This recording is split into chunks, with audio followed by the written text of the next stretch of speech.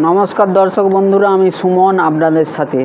দেখুন, আজকে ইপিএফ 95 নিয়ে আপনাদের যে খবরটা দিতে চলেছি সেটা হলো অশোক রাউত মহাশয় সরকারের কাছে যে দাবি জানিয়েছিল যে আমাদের লিখিতভাবে কিছু দিন, যাতে আমাদের 78 লক্ষ পেনশনভোগী আমাদের উপর বিশ্বাস করে আছে, তারা যাতে লিখিত দেখে তাদের বিশ্বাসযোগ্যতা আসে যে এই পেনশনটা নিয়ে আমরা যে এত আন্দোলন করে চলেছি 12 বছর ধরে, তো সেই জন্য লিখিত দিন। কিন্তু এখনও পর্যন্ত সরকার, দর্শক বন্ধুরা, কোনো রকম লিখিত কিছু দিল না। এর ফলে এনএসির চেয়ারম্যান অর্থাৎ কমান্ডার অশোক রাউত মহাশয় কিন্তু যেটা জানিয়েছিলেন যে আমি এরপরে বৃহত্তর আন্দোলনের দিকে যাব, তিনি কিন্তু সেই পথেই আগিয়েছেন এবং আগাচ্ছেন। অর্থাৎ তিনি এরপরে ভারতের দক্ষিণের রাজ্যগুলোতে, সেখানে কিন্তু তিনি এরপর আন্দোলনে সামিল হচ্ছেন, দক্ষিণের রাজ্যে আন্দোলনে যাচ্ছেন। এবং তিনি এটাও জানাচ্ছেন যে এরপরে মহারাষ্ট্রেও যাবেন, অর্থাৎ 6 থেকে 22 জুলাইয়ের মধ্যে একদিন মহারাষ্ট্রেও তিনি সামিল হবেন। এবং এটাও জানাচ্ছেন যে এরপরে এক জোরালো বৃহত্তর আন্দোলন, এবং তাতে কি তিনি কর্মসূচি নিচ্ছেন শুনে নিন। তিনি কিন্তু একেবারে বলছেন রেল অবরোধ করা হতে পারে, রাস্তা অবরোধ করা হতে পারে, চাকা জ্যাম করা হতে পারে।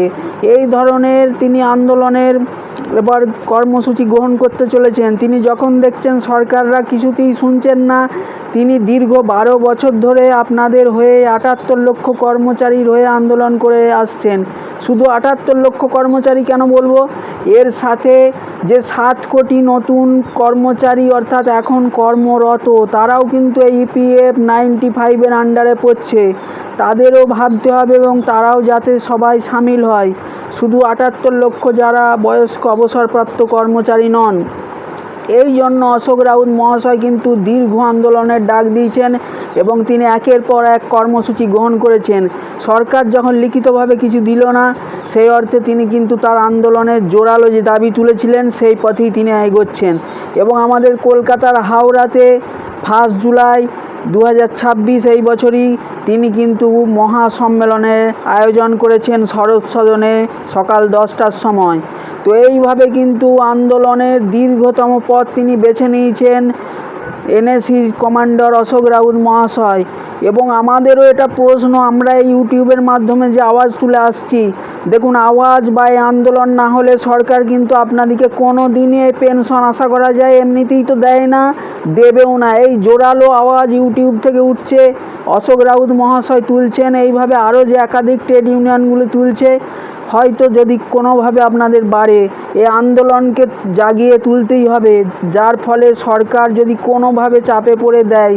দেখুন, আমরা যেখানে লক্ষ্য করতে পারছি, দেশের সাংসদ এবং রাজ্যের যেসব বিধায়ক, তাদেরই দলের বা যে কোনো দলেরই হোক, তাদের যে মানের পেনশন পাচ্ছে, যে মানের মোটা টাকা ভাতা পাচ্ছে, যে মানের তারা প্রতি মাসে বেতন পায়, সেখানে এই যে গরিব শ্রমিক, এই যে কর্মচারীগুলো 20-30 বছর ধরে প্রাইভেট সংস্থা হোক বা ক্যাজুয়াল লেবার হোক, তারা যেভাবে এই 20-30 বছর সরকারকে তাদের দেশ সেবায় নিয়োজিত করে আসছে, তাদের কেন দেয়া হচ্ছে না? এটাই আমাদের প্রত্যেকের তরফ থেকে সরকারের কাছে প্রশ্ন। তাদের ন্যূনতম 1000 টাকা পেনশানে এই দীর্ঘদিন, আজ 15-20 বছর ধরে একইভাবে চলে আসছে। এই মানুষগুলো আর কতদিন সহ্য করবে?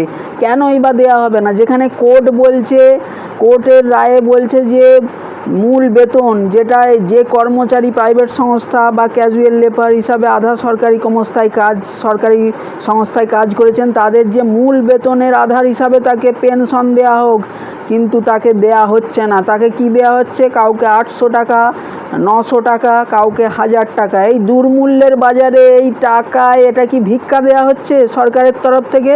সাধারণ মানুষ কি দেশের বোঝা?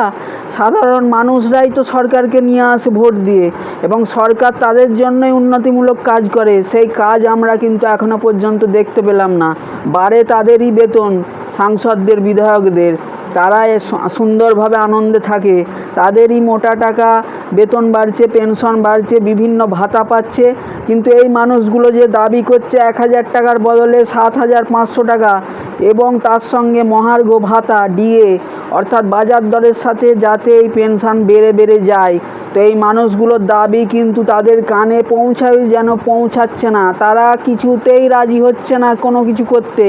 সুতরাং এই ক্ষেত্রে আমরা এই ইউটিউবাররা আওয়াজ তুলে যাচ্ছি, আপনারাও আমাদের সাথে সামিল থাকবেন, যত বেশি সম্ভব কমেন্ট করবেন। অনেকে কমেন্ট করেন দেখি রাগ করে, হয়তো ফেক নিউজ তো নয়, এগুলো তো আমরা আন্দোলনটা চালিয়ে যাবার সপক্ষে ইউটিউব থেকে আওয়াজ তুলছি, মানুষের কাছে পৌঁছে দিচ্ছি।